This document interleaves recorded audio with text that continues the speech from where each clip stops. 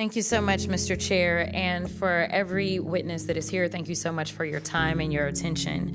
I just have one quick question. I have not been here the entire hearing, but I don't think this question has been posed for each of you, and we can start at the far end. Do you believe that all Somalis are engaged in fraud? I do not, and I'd like to... Okay, just yes or no. Next. Of course not. Oh, absolutely not. We have good Somali people in our state.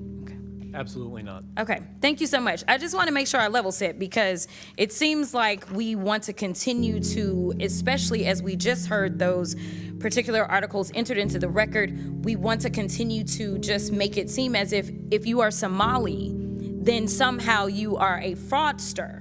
And this administration has decided that it wants a target on their backs. And so when my colleague, Ms. Randall, decided that she wanted to talk about the threats that are being made towards various Somali people, the reason she brought it up is because this particular side of the aisle has a tendency of, if one person does something bad, especially if they are an immigrant, then we are going to cast aside that entire community. So I wanted to level set, and I appreciate your honesty because that's something that we very rarely get from my colleagues on the other side of the aisle. In fact, if we want to talk about fraud, I got a lot of fraud that we're going to talk about because we're going to get into this, but I am very curious to hear.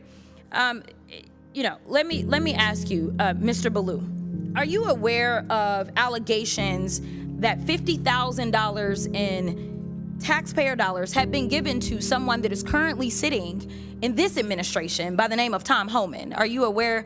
Okay, that's a yes. I am. Okay. And last I checked, and correct me if I'm wrong if you have different information, but he was given that $50,000 in exchange for being able to provide contracts and kickbacks to people as soon as Trump was going to get into office. The DOJ was actually investigating this, but as soon as Trump got into office, last I checked, he actually said, go ahead and throw away that case. So it was a Department of Justice investigation, and he accepted the money from an undercover FBI agent in cash. Are you aware as to whether or not we ever got that $50,000 back? I'm not. Oh, okay. Are you aware as to whether or not this committee has decided to investigate that? I'm not. Are you aware as to whether or not any committee in Congress has decided to investigate the fact that we know that he took $50,000 from an undercover officer, and yet we still don't have that money, nor does he have any charges? I'm not. Oh, okay. All right. So let's get into it.